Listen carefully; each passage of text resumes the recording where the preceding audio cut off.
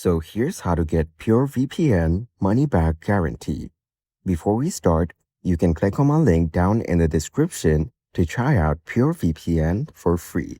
First of all, on the PureVPN website, go to the top panel and click on Pricing. From here, you can browse and choose whichever plan that you like. You can also check between yearly or monthly plans. Now, go back to the previous page. Here, click on Login at the top right corner. Fill in your credentials and then click on Login. Once you're logged in, go to the left panel and click on Subscriptions.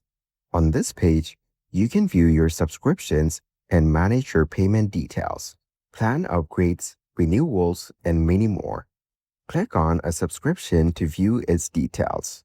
If you want to cancel this subscription, then scroll down and click on Cancel Subscription below.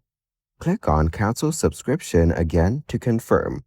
You have now successfully canceled this subscription. After that, refresh the page. As you can see, you can reactivate the previous subscription anytime by clicking on Renew Subscription over here. And once you cancel the subscription before the trial period ends, you will get your money back.